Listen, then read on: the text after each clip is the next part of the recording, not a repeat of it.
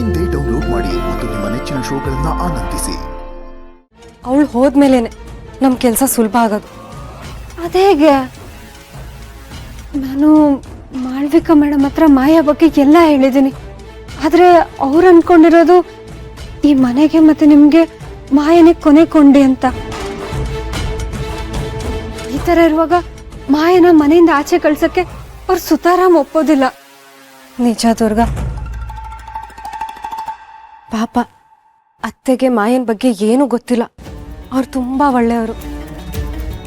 ನಾನು ಬದುಕಿರೋವಾಗ ಅವ್ರು ನನ್ನ ಸ್ವಂತ ಮಗಳಿನ ಥರ ಪ್ರೀತಿಯಿಂದ ನೋಡ್ಕೊಂಡಿದ್ದಾರೆ. ಅವ್ರ ಈ ಮನೆಗೆ ಆಧಾರ.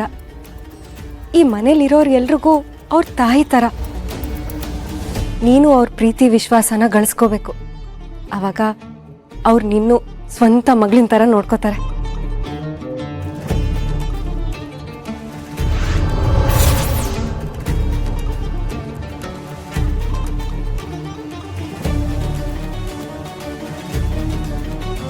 ನನಗೆ ಯಾಕೆ ಯಾರೋ ನಮ್ಮ ಪಕ್ಕದಲ್ಲಿರೋ ಹಾಗೆ ಅನ್ನಿಸ್ತಿದೆ.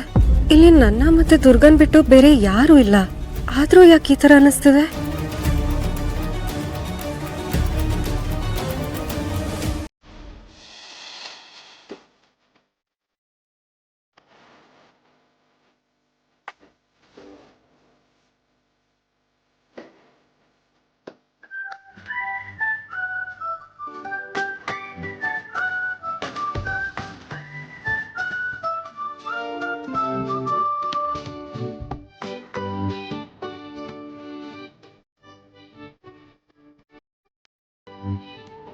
ಹಲೋ ದುರ್ಗಾ, ಆಚೆ ಹೋಗಿದ್ಯಾ? ತರಕಾರಿ ತರೋದಕ್ಕ? ಓ, ಲೇಟ್ ಆಗುತ್ತಾ? ಓಕೆ ಓಕೆ, ಸರಿ, ಆರಾಮಾಗಿ ಬಾ. ಅವ್ರ ಹತ್ರನೇ ಸೈನ್ ಹಾಕ್ಸ್ಲಾ?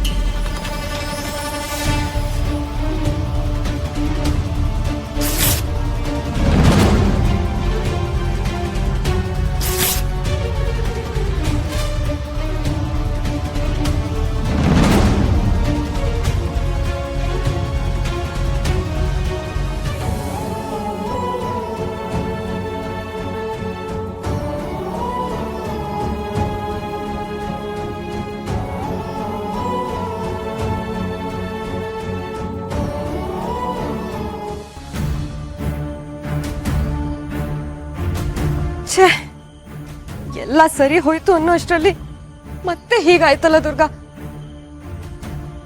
ಅಪ್ಪ ಮಗಳು ಮತ್ತೆ ಮಾತಾಡ್ತಿಲ್ಲ. ಆ ಮಾಯ ಮನೆ ಬಿಟ್ಟು ಹೋಗ್ತೀನಿ ಅಂತ ಹೊರಟಿದ್ಲು. ನೀನೇ ಹೋಗಿ ಅವಳನ್ನ ತಡ್ದೆ. ಒಂದೊಂದ್ಸಲ ನಿನ್ ಮೇಲೆ ಎಷ್ಟು ಕೋಪ ಬರುತ್ತೆ ಗೊತ್ತಾ? ಬುದ್ಧಿ ಇಲ್ವಾ ನಿನ್ಗೆ? ಹೌದು, ನಾನು ಮಾಡಿದ ತಪ್ಪು ಅಂತ ನನಗೂ ಈಗ ಅನಿಸ್ತಿದೆ. ಛೇ, ಅಲ್ಲ, ಆ ಮಾಯದು ಎಂತ ಕ್ರೂರ ಮನ್ಸಿರ್ಬೋದು. ತನ್ನ ಸ್ವಾರ್ಥ ಈಡೇರಿಸ್ಕೊಳ್ಳೋಕ್ಕೋಸ್ಕರ ಪುಟ್ಟ ಮೇಡಮ್ಗೆ ಏನ್ ಬೇಕಾದ್ರೂ ಮಾಡ್ತೀನಿ ಅಂತ ನನ್ ಮುಂದೆನೆ ಹೇಳ್ತಾಳೆ. ಹೌದು ದುರ್ಗಾ, ಆ ಮಾಯಂಗೆ ಒಂದ್ ಸ್ವಲ್ಪನೂ ಮಾನವೀಯತೆ ಇಲ್ಲ, ಕರುಣೆನೂ ಇಲ್ಲ. ಅವಳಿಗೆ ಬೇಕಾಗಿರೋದು ಶರತ್ ಮಾತ್ರ. ಶರತ್ನ ಪಡೆಯೋದಕ್ಕೆ ಅವಳು ಯಾವ ಮಟ್ಟಕ್ಕೂ ಇಳಿತಾಳೆ. ಅವಳಿಗೆ ಆಡ್ತಿದ್ರೆ ಅಷ್ಟೇ ಕತೆ. ಇವರಿಬ್ರನ್ನ ಸರಿ ಮಾಡೋದಿರ್ಲಿ, ಹತ್ರ ತರೋದಕ್ಕೂ ತುಂಬಾ ಕಷ್ಟ ಆಗ್ಬಿಡುತ್ತೆ. ಪುಟ್ಟ ಮೇಡಮ್ ನೋಡಿದ್ರೆ ಬಾಸ್ ಮೇಲೆ ಸಿಕ್ಕಾಪಟ್ಟೆ ಕೋಪ ಮಾಡ್ಕೊಂಡಿದ್ದಾಳೆ. ಅವ್ರ ಮುಖನೂ ನೋಡಲ್ಲ ಅಂತಿದ್ದಾಳೆ. ಏನ್ ಮಾಡೋದು ಒಂದು ಗೊತ್ತಾಗ್ತಿಲ್ಲ. ಹೌದು ದುರ್ಗಾ, ಶರತ್ ಅಂತೂ ತುಂಬಾ ಅಂದ್ರೆ ತುಂಬಾ ಬೇಜಾರು ಮಾಡ್ಕೊಂಡಿದ್ದಾರೆ. ಎಲ್ಲ ಸರಿ ಹೋಗುತ್ತೆ, ಅವ್ರ ಮಗಳು ಅವ್ರನ್ನ ಒಪ್ಕೋತಾರೆ ಅಂತ ಅವ್ರಿಗೆ ಎಷ್ಟೊಂದು ಹೋಪ್ಸ್ ಇತ್ತು. ಆದ್ರೆ ನೀರಲ್ಲಿ ಹೋಮ ಮಾಡ್ದಂಗೆ ಎಲ್ಲ ಕೊಚ್ಕೊಂಡು ಹೋಯ್ತು. ಹೌದು, ಇವರಿಬ್ರು ಒಬ್ರಿಂದ ಒಬ್ರು ದೂರ ಆಗೋದನ್ನ ನಮ್ಮಿಂದ ಅಂತೂ ನೋಡಕ್ಕಾಗಲ್ಲ. ಈ ತರ ಎಲ್ಲ ಆದ್ರೆ ನಾವ್ ಅನ್ಕೊಂಡಾಗ ಏನು ಮಾಡಕ್ಕಾಗಲ್ಲ. ಏನ್ ಮಾಡೋದು? ದುರ್ಗಾ, ಆ ಮಾಯಂಗೆ ಹಿತನ್ ವೀಕ್ನೆಸ್ ಏನು ಅಂತ ಚೆನ್ನಾಗಿ ಗೊತ್ತು. ಅದಕ್ಕೆ ಅವಳು ಈ ಥರ ಆಡ್ತಾ ಇದ್ದಾಳೆ. ಹಿತಂಗೆ ಅವ್ರಮ್ಮ ಅಂದರೆ ನಾನೇ ದೊಡ್ಡ ವೀಕ್ನೆಸ್. ಅದಕ್ಕೆ ನನ್ನ ವಿಷಯದಲ್ಲಿ ಶರತ್ ಕಡೆಯಿಂದ ಏನೇ ಆದರೂ ಅದನ್ನ ಹಿತ ತಪ್ಪರ್ಥ ಮಾಡ್ಕೋತಾಳೆ. ಈ ವಿಷಯ ಮಾಯಂಗೆ ಚೆನ್ನಾಗಿ ಗೊತ್ತು. ಅದಕ್ಕೆ ಅವಳು ಮಿಸ್ಯೂಸ್ ಮಾಡ್ಕೋತಿದ್ದಾಳೆ. ಆದ್ರೆ ದುರ್ಗಾ, ನಾವ್ ಹಿತಂಗ್ ಅರ್ಥ ಮಾಡಿಸ್ಬೇಕು. ಶರತ್ ನನ್ನ ತುಂಬಾ ಪ್ರೀತಿಸ್ತಾ ಇದ್ರು, ಅವರಿಂದ ನನಗೆ ಯಾವುದೇ ರೀತಿ ತೊಂದರೆ ಆಗಿಲ್ಲ ಅಂತ ನಾವ್ ಅರ್ಥ ಮಾಡಿಸ್ಬೇಕು. ಹೌದು, ನಾನು ಅದೇ ಪ್ರಯತ್ನ ಮಾಡ್ತಿದ್ದೀನಿ. ಆದರೆ ಏನು ಮಾಡೋದು, ಪುಟ್ ಮೇಡಮ್ ಇನ್ನೂ ಚಿಕ್ಕವಳು. ನಾವೇನೋ ಒಂದು ಹೇಳಿದಾಗ ಆ ಕ್ಷಣಕ್ಕೆ ಹೌದು ಅಂತ ಒಪ್ಕೋತಾಳೆ. ಆದರೆ ಈ ಥರ ಏನಾದರೂ ಘಟನೆಗಳು ನಡೆದಾಗ ಮತ್ತೆ ಅವಳಿಗೆ ಹಳೆದೆಲ್ಲ ನೆನಪಾಗ್ಬಿಡುತ್ತೆ. ಆದರೆ ಏನು ಮಾಡೋದು, ಆ ಪುಟ್ಟು ಮನಸ್ಸಿಂದ ಅಂಥ ದೊಡ್ಡ ಆಘಾತನ ಮರೆಸೋದು ತುಂಬ ಕಷ್ಟ ಅಲ್ವಾ? ಹೌದು ದುರ್ಗಾ, ಆದ್ರೆ ನಾವ್ ಈಗಲೇ ಅವಳಿಗೆ ಅರ್ಥ ಮಾಡಿಸ್ಬೇಕು. ಇಲ್ಲ ಅಂದ್ರೆ ಅವಳು ಬೆಳೀತಾ ಬೆಳೀತಾ ಅವಳು ಅನ್ಕೊಂಡಿರೋದೇ ಸತ್ಯ ಅನ್ನೋ ಅಭಿಪ್ರಾಯನ ಇನ್ನೂ ಸ್ಟ್ರಾಂಗ್ ಮಾಡ್ಕೋತಾಳೆ. ಅದಕ್ಕೆ ನಾವೇನಾದ್ರೂ ಮಾಡ್ಲೇಬೇಕು ದುರ್ಗಾ.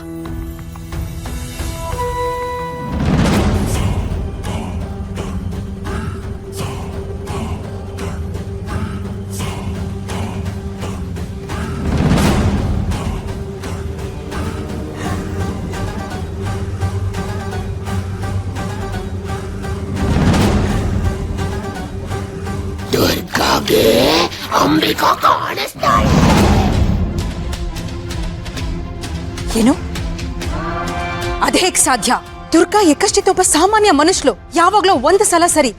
ಆದ್ರೆ ಯಾವುದೋ ಒಂದು ಸಮಯ ಅಲ್ಲ, ಸದಾ ಕಾಲ ಸಂಭಾಷಣೆ ನಡೆಸ್ತಾರೆ. ಆದ್ರೆ ಇದು ಹೇಗ್ ಸಾಧ್ಯ? ಮದ್ವೆ ಸಮಯದಲ್ಲಿ ಮಾತ್ರ ಅವರಿಬ್ರು ಒಂದಾಗಿದ್ರು ಅಂತ ಅಂದ್ಕೊಂಡಿದ್ದೆ, ಅದು ಅಂಬಿಕನ್ ಕಾರಣದಿಂದ.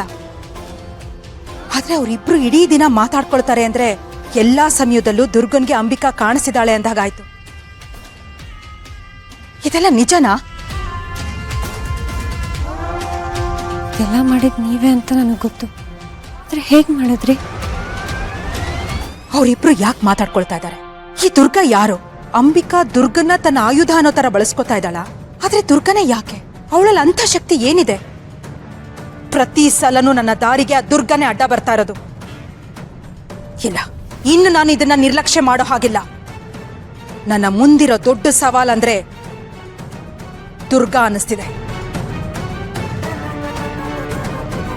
ಇನ್ನು ನೀನು ಸದಾಕಾಲ ಅವ್ರನ್ನ ಹಿಂಬಾಲಿಸ್ಬೇಕು.